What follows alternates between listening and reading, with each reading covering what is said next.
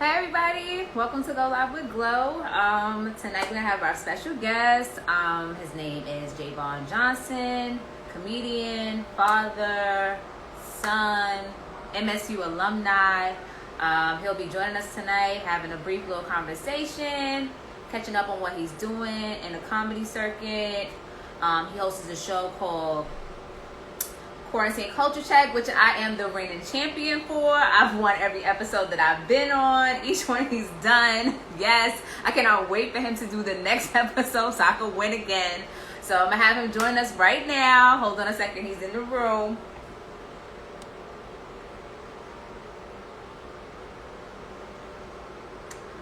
Yo, why they telling you to upgrade the app in order to join the live? Jay, you gotta upgrade. Latoya, tell your husband to upgrade the app because he can't join until he upgrades. It says, must upgrade app in order to join. How you not upgrading your Instagram? How? That's crazy. He's gonna have to upgrade it. Let me see. Let me see if he can upgrade it first. Hold on a second. That I've never heard of that before. That is cool, yo, already. So he gotta upgrade it and then join again. Hopefully it doesn't take too long because he's a busy man. He got things to do. How is everybody doing? Thank you, Crystal. Y'all, it's Thursday. I cannot believe that these days are going by so fast, but it's been a week. This is the longest week I've ever been in my entire life. Jesus Christ. Yeah, go ahead and chat in the comment section. We gotta wait for him to upgrade the app. Yo, Instagram be on some mess, yo. I swear to God. If there's another way for me to do this, and if somebody knows, please let me know. Please let me know. Please. Please let me know how I can do this outside of Instagram, because if I'm not connected to the Wi-Fi, it's messed up, it's fuzzy. When I try to go put it on YouTube, like I'm looking like I'm working from an Android. It's a mess. So I want to make sure that there's another way for me to do this. If I can find another way to do this, or Instagram, well, Instagram is updating their app every day though. That's how they was able to go ahead and have the 3 or 4 people on the live. I may have to do a group live one day. That'd be cool. A group live, right? With multiple people. I don't really like Facebook. I have not been on Facebook in forever. You know why I don't go on Facebook? My pastor's on Facebook. My church pastor's on Facebook. And I curse a lot. So I want to be able to speak freely and not be on there. No, I don't play back. You can't play background music on Instagram either. It'll cut you off. A lot of my shows that I did earlier on last year, they don't have any they can't be uploaded on YouTube because there's no music. So because there's music behind me. So oh well, it is what it is. So I'm just waiting. I wanted to spruce up because I know Jay was gonna be wearing a jacket, because when he do his show, he be bringing out his blazer. So I said, you know what, let me go ahead and get my outfit together so that when he come on, that we go ahead and match each other's synergy. You know what I mean? I want to match his synergy. So I'm just waiting for him to, hopefully he not got some crazy Wi-Fi issues, and he's able to go ahead and join us back. But that's nuts. That's really, really nuts. So yeah, it's been a long week, a long work week.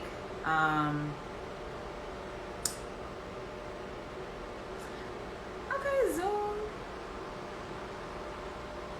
Yeah, but then Zoom is not interactive. I don't know.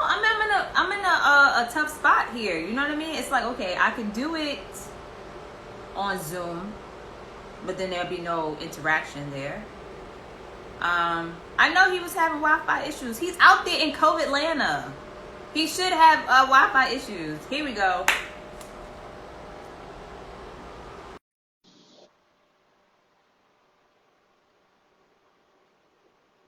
Or maybe not. Hold on.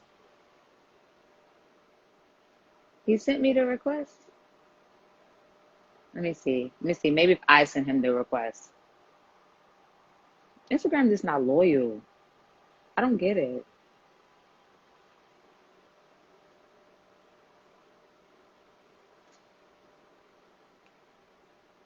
Let me see.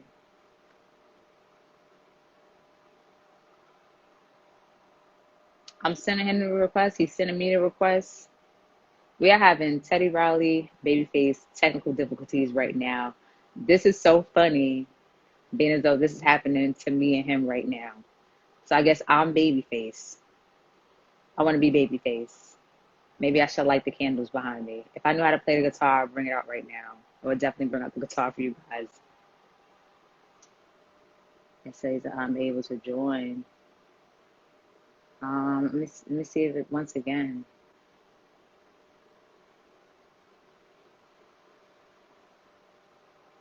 This happened once before, and it was crazy.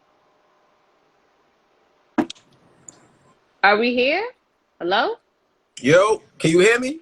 I can hear you, but I can't see you. Listen, it still say connected, man. This Yo, horrible there Wi-Fi. you go. Finally. Yay! I was like, I'm Babyface. If I knew how to, you're definitely Teddy at the moment. You're definitely Listen, Teddy. this Hilton Sorry. Wi-Fi is horrible. It's horrible. I'm sorry. I apologize. Because it got the corona. It has the corona. It's in Atlanta.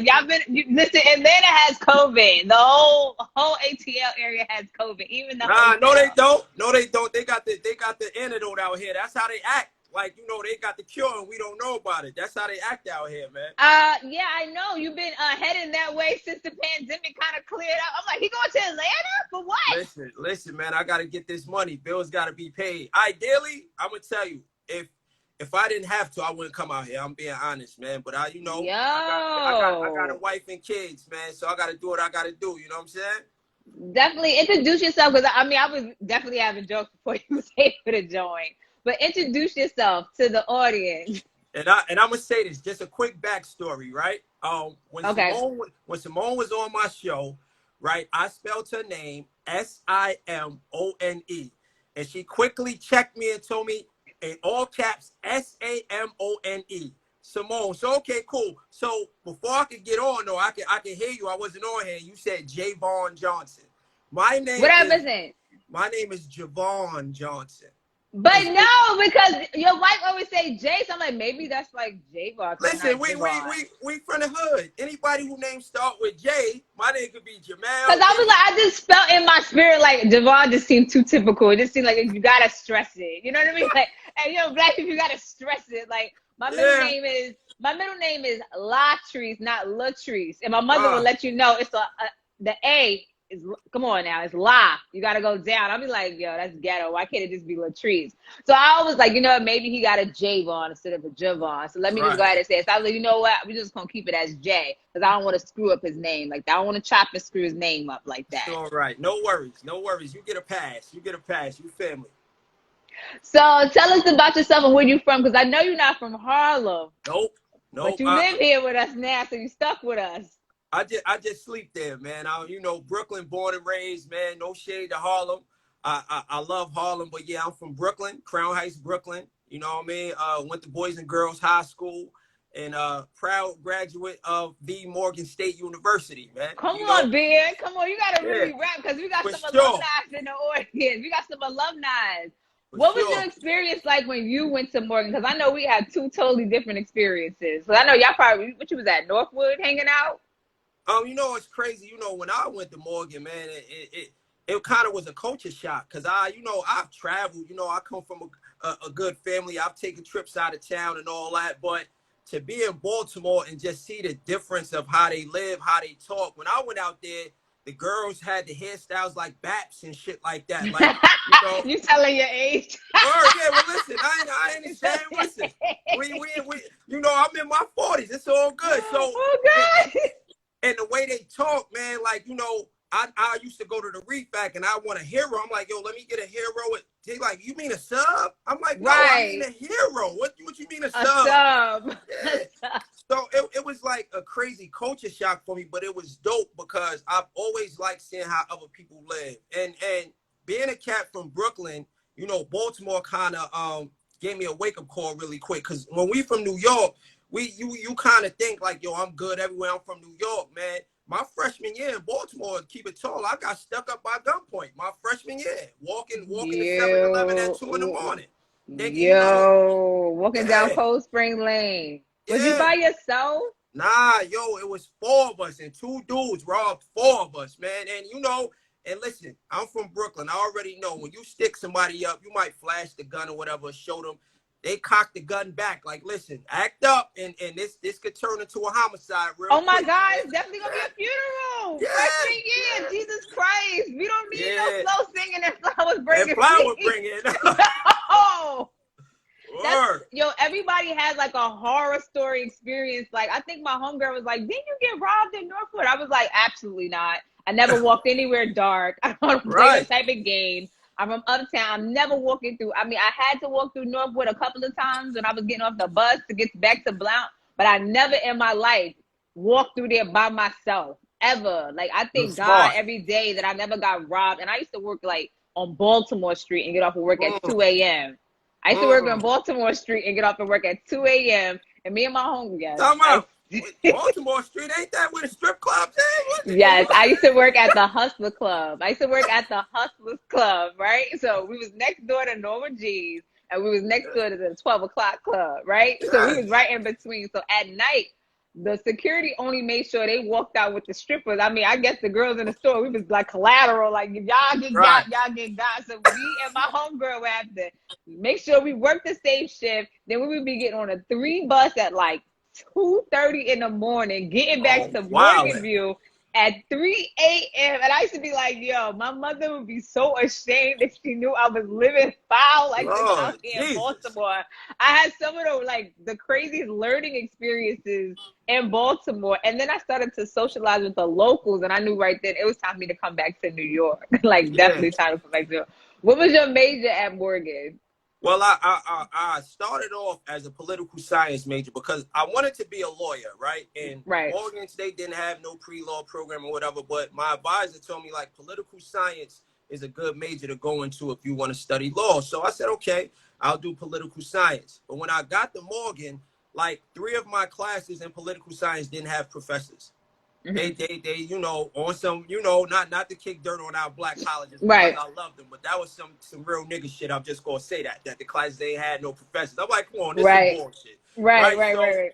After the first semester, I was kind of like, you know, I don't know, I wasn't feeling political science. It was boring. You know what I mean? So I always loved music. I always loved, you know, hosting and stuff like that. So I say, you know what? Let me go into communications, television and radio production. So that was my major.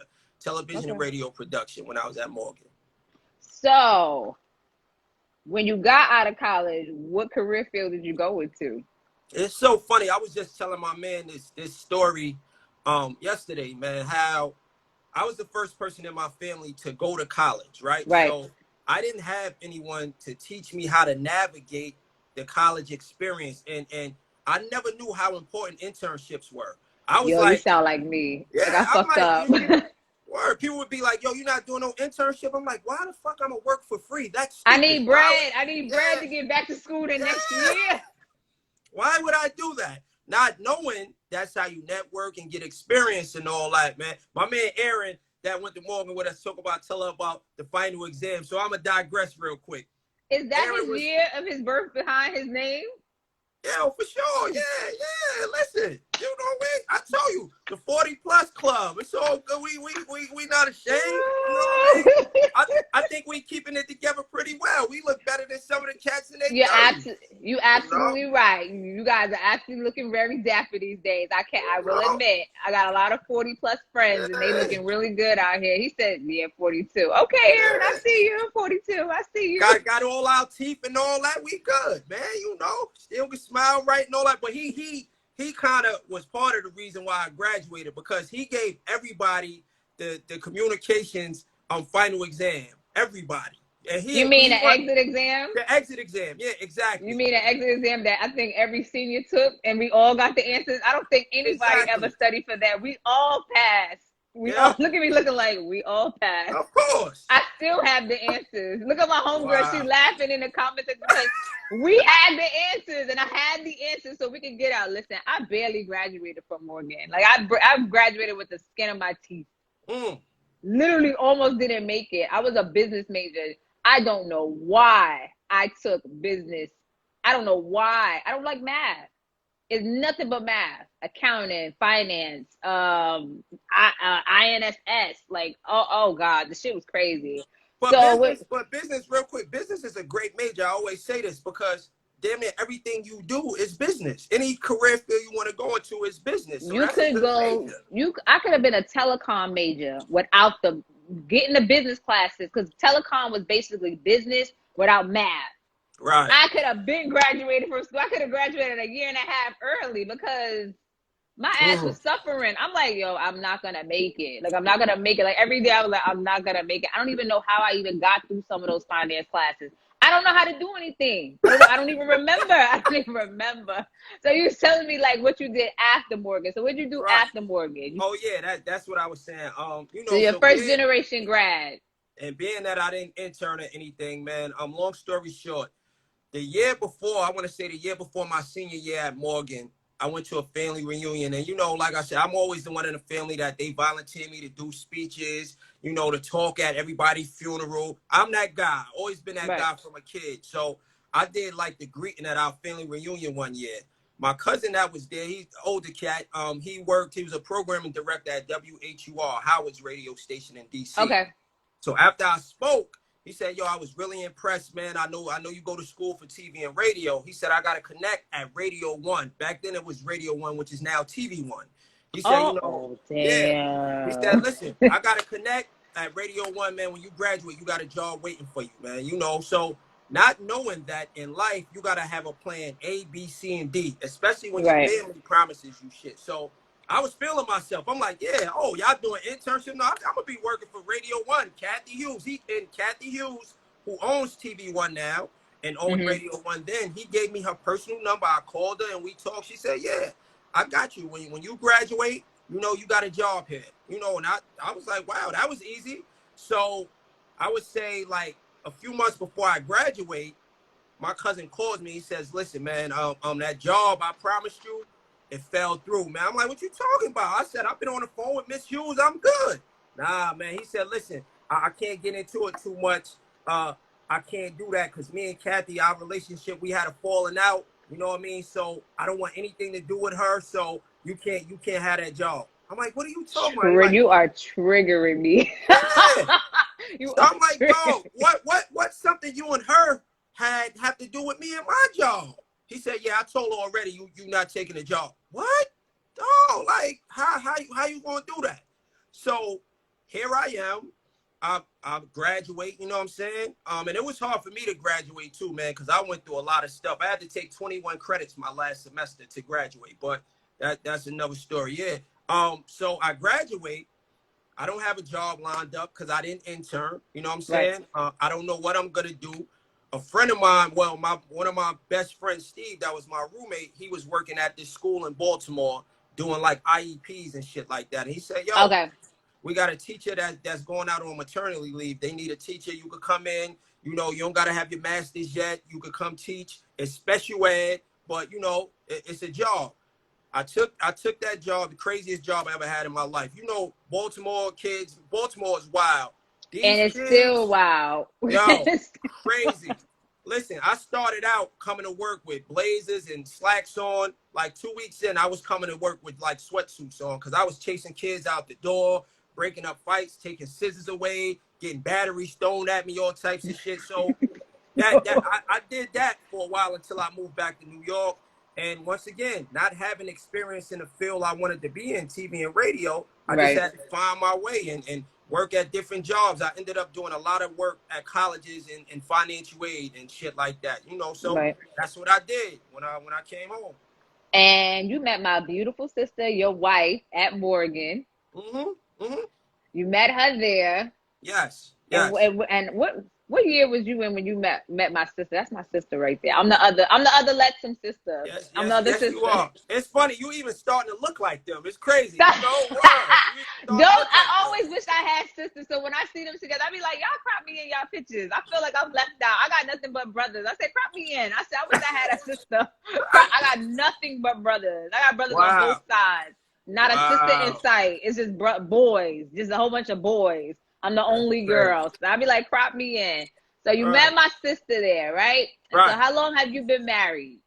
I've been married 12 years, man. 12 beautiful years we've been married, you know, and we've been together, you know, much longer than that, man. I had to make sure she was the one and give the relationship some character. You know what I mean? So was you on some bullshit when you met her? Was she in Blount and was you in OC? Please tell me the backstory, please. Well, you know, I wouldn't say I'm robbing the cradle, but she's 3 years younger than me. So when she came in my junior year, she was a freshman. And you know how it go. We, the upperclassmen, we on the bridge, you know, scoping out the fresh meat coming in. You know what I'm saying?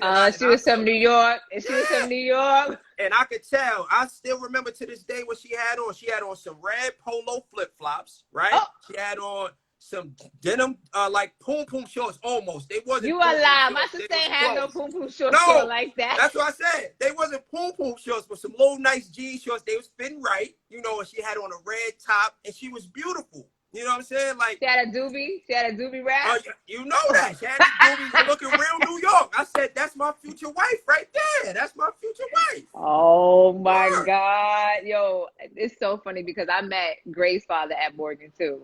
So I met my son's father at Morgan. Like, I met him when I was at school too. Like, I always said, like, yo, I don't know. I used to go to homecoming every year and be like, yo, I think the man I'm supposed to be with go to this. I already know him already. Or maybe he at this homecoming. I used to say that every homecoming, like, he here.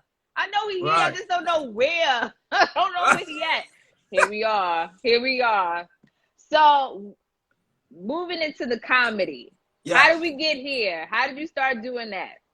All right, well, comedy was never something I saw on my radar, right? Like I said, I always did public speaking, right? But I never thought about being a comedian.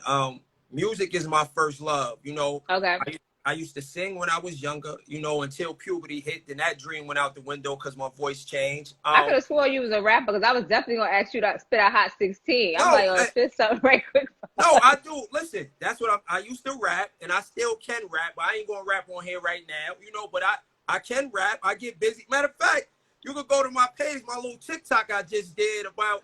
Okay. Yeah. I got a video I put up, you know, when that stimmy finally hit a little funny video. Check that out. But I rapped, you know, but when I was rapping, that's when I was real young. I took it serious, but it was for fun and going through the meetings, and it was a lot of bullshit. So how did I get to comedy? One day I went to a comedy show. My man that I was cool with, a friend of a friend, was hosting comedy shows. I said, let me just go to support. So I'm sitting there and I'm watching these cats that's on the show. I'm like, I'm funnier than these niggas. I could do this. You know, saying that to myself. So I'm like, damn, they comedians, they getting paid for this? I said, oh, I can do this. And the funny thing is, when I used to work like at a college, every day of my commute going to work, I used to snap on people in my head, like on the train. I would look at everybody and I'd be like, oh, damn, look at this nigga's shoes. Like, we're like just snapping on people to myself. And I've always been funny. Like, anybody that knows me, I've always been funny, but I'm not a clown. There's a difference. Right, you have clowns, and then you have people that are funny. So I said to my man that used to host the shows, I said, listen, yo, I think I could do this, man. Like, yo, maybe you could throw me on one of the shows. Give me 5 minutes. He said, all right, you gonna be on next week's show. I said, hold on, nigga, not that quick. Give me some time. You know, let me get a set together and all that. So he said, all right, I'm gonna put you on next month's show. So I put a set together, you know, a little 10 minutes of material, wrote my material. Toya and everybody was like, you doing comedy? Like, you? I ain't gonna hold you. When she let me know when you do, she said, you know, my husband's about to be a comedian. I said, he quit his job? She said, no. I said, oh, well, girl, let him go ahead and do what he wants to do. As long as you don't quit your job, you can do whatever you want to do. You can paint murals on the sidewalk. I don't care. Right, She was like, no. I said, okay, that'll be cool. And then I started seeing you do all the shows. I'm like, okay. This is happening. Yeah, so the first time I went on stage, it went better than I could ever imagine. Like, all the jokes hit. After the show, people was coming. It was like I just won the fucking NBA championship. People coming up there, oh, you so funny. It was amazing. You know what I mean? So after that, I wasn't taking it that serious. I would do maybe a show a month and writing all that. Because, you know, being married and having a family and having a 9-to-5, it's hard to make room for your passion. You know what I'm saying? Right. So I really didn't have the time to do it. But then one day I was talking to Bria, right? You know, your niece, my daughter. I was talking to her one day because, you know, she dances. And I realized that we were at like a competition, and I realized she wasn't going as hard as she really go. And afterwards I was just giving her a speech about, if you want to do something in life, you got to give it 100%. If you want to feel fully fulfilled, you got to go after your passion. So after I'm listening to myself talk to her, I'm like, yo, as a father, I'm being a hypocrite right now, because I'm telling my daughter, you know, go after whatever you feel is your passion. Go after your dreams. Give it 100%. And here I am not doing that. You know what I'm saying? So in that moment, I said, nah, I got to take this shit a lot more serious. So I did that. And, you know, by the grace of God, man, it's been going great. Like I said, I'm in Atlanta right now. I got a show tonight. I got 2 shows Friday, 2 shows Saturday. Shout out me and my brothers, the Underground King. Oh, you working, brother. Oh, you working. I'm trying to make it do what it do, man. You know, and listen, I'm still up and coming. I got a lot more to do, but I'm just grateful that God is providing these opportunities for me to do something that I love and enjoy and get paid for it. You know what I'm saying? So that's where I'm at with it. So tell me quickly about Quarantine Culture Check. Because, see, like I was saying before you came on, I'm the champ of the show. You are. And I can't wait for you to come back for the finals so I can go ahead and dust the rest of your contestants right quick. Let me dust them right quick. And now that I finally upgraded my Instagram app, the show the show will be better, because now I can add all the contestants. Yeah. Yes. We can all be at the same time. It's going to be fire when I bring it back. It's going to be fire. I cannot wait. I'm about to be brushing up on all my Martin shows now. Yeah. Yes. Well, everybody, you know, you're a fan favorite. Everybody always talks about you, man. Like when I posted this flyer, it said I was going. A lot of people DM me like, "Yo, I gotta watch, man. Yo, she's amazing. I love when she's on your show." Like, I said, "Yeah, Simone is on." So you got a little, you know, a little following with it. You got your following by yourself. Of course, you're doing great things, but a lot of people love when you're on my show. So to get to how that came to fruition, when the pandemic hit, you know what I mean, and we first had the quarantine and were put on lockdown, it was a very depressing time for everybody. My thing is, I do comedy. A lot of comedians will tell you they do comedy because they like to make people laugh. Yeah, that's dope. I like to make people laugh, but more importantly, I like to be around a room full of happy people. You know what I'm saying? I love good energy and good vibes. So when this shit happened, I wanted to create something where we can feel like we were all still coming together, where we could laugh and root each other on, and even have your drinks and, you know, celebrate, more importantly, celebrate our Black culture, right? So I said, what can I do that's different from what anybody else is doing? And I said, fuck it, I'm gonna do a Black trivia game show, you know? So, and that's how it came to foot. And I just want to say this, I seen a lot of people following my format that got bigger platforms and bigger followers. I seen, you know, board games created. They got some TV show, and I always tell people I want to see somebody that was doing it before April of 2020, because that's when my show was born. I'm just gonna say that I'm the pioneer of this shit. Come on, listen, talk your shit. Seriously, it's a great show. Like, honestly, like, you know, it's funny how life keeps going around. Like, no matter how much you try to suppress what it is that you really want to do, it's gonna keep coming back. So like you said, like you was thinking, you know, your first love was music. You didn't go to TV1. You came back. You hosting. Now you're doing comedy show. Like everything kind of falls like form full circle sometimes. So how important is it for you to leave a legacy behind? It's funny. I used to be in a rap group called Legacy. Me and my man Steve. Look at that. I used to be in a rap group called Legacy, man. But legacy is everything, man. As a Black man, as a Black father, a Black husband, a Black son, I have to leave something for my children first and foremost, right? And then just something for me. Like when I'm dead and gone, I want people to say great things about me. I want people to feel like, yo, he was a great person. He did great things. He was about love. But more importantly, I want to instill in my kids the type of values that, you know, they'll carry on and give their children. Now, financially, of course, I want to leave a legacy as well.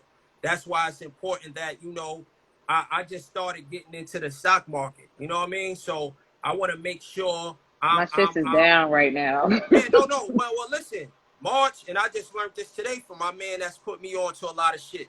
March is always the worst month for the market. Tell your man DM me, because I want to know what the hell is going on with my stock. Oh, nah, definitely listen. And shout out to my man Mel, because he, you know, he a genius with this shit, and he always show love. And we had a great conversation today about how important it is to leave a legacy for your children and for your family, because, you know, us as black folks, man, there's a lot of information that was, you know, hidden from us. You know, like I said, Right. I didn't know how to navigate college. Shit, when I had my first job, when they asked me if I wanted to, you know, pay into a 401k, I said, what's that? They said, yeah, we're going to take some money out your check. I said, nah, I want no money taken out of my check. I want my whole check. I want my whole check. Give me my whole check. I want all my money. You know what I'm saying? But not knowing that, no, that's bread for the future. But because that, like I said, I have amazing parents, right? But my parents didn't sit me down and talk to me about all this shit, because a lot of things they didn't know themselves, and I can't fault them for that. So I want to make sure my kids are financially literate. I want to make sure my kids are go-getters, and I want to make sure my kids understand that life is about now. Be your own boss. Don't go punch a clock for somebody else, man, and build a dream. You build your own dream. So leaving a legacy is important, like what you doing. Like, yeah, and I want to say to you, congrats with the success of your show. Thank you. I love shit. You make me feel like Willie Lump Lump. I got to get my shit together. You got a website. You know what I mean? You come on, like, you look like you got a whole makeup squad and a glam squad. It's me in here by myself with 2 kids in here every Thursday. But what I'm saying is, though, you're showing your children exactly what I'm talking about. Like, when you're passionate about something, right? You do it, and you do that shit 110%. You know what I mean? You don't half step on your dream. And whatever you want to do, you can do it. Don't wait for nobody else to give you an opportunity. You do it, because I know your show. Listen, I see you hosting your own talk show, doing whatever you want to do, man. And Put I know, it out there. And this is the thing with me. I'm a comedian, right? And when people hear me talk, sometimes they like, "Are you a comedian or a pastor?" Like, you know, because I'm a serious, like, once again, I'm not a clown. You know, I'm funny, but I'm not a clown, and I'm serious about seeing my people win. You know? Most importantly. So, you know, so you seen my show.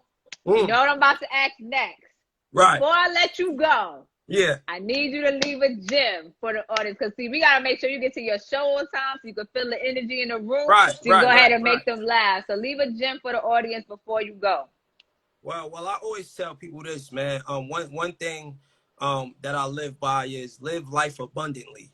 I'm always going to live life abundantly. And what that means is, whatever, like we saying here, whatever you do, give it 110%, man. And stop worrying so much about people's opinions and gratifying others. You do what you feel is your calling. And I mean that in life in general. I'm not talking about just in work or me and you sitting here being creative, doing what we do. In life in general, do what the fuck makes you happy. Don't worry about the people that don't believe in you, because there's gonna be a lot of people that don't believe in you. Don't worry about people doing similar shit to you, because what's for you is for you.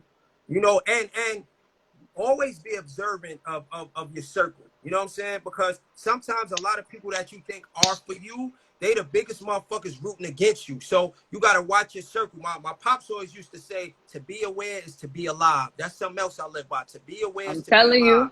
You got to watch and know what's going on. So those things and lastly, I want to say this. Be a good person, man. Most importantly, be a good person, because it's nothing better than, you knowing what your intentions are, you knowing where your heart lies. When you secure in all your actions and your moves in life, it don't matter what people say about you, man, because you will be content in knowing what you doing. You know what I'm saying? So that's basically it, man. Live life abundantly, and to be aware is to be alive. Well, I want to thank you. I want to thank you for coming on here. I know you got a lot going on. You got show. Well, you booked and busy, basically, out there in Atlanta. You booked and busy. Thank God. So I just want to say thank you again. I appreciate you. Let me know when Quarantine Culture Check come back on, ready to, like I said, dust the rest of your contestants. Dust them. I'm here for everything. You the queen. You the queen. Perfect everyone. Perfect music score trivia, every time. movie trivia, Martin trivia. I'm in there. I'm with it. So again, thank you. Go ahead and go to your show. Sending nothing but good vibes. I hope you do good tonight. Thank you so much. And thank you to everybody else that came on tonight. I'll see you guys next Thursday. And good night. We out of here. Thanks so much, sis. Bye. Later.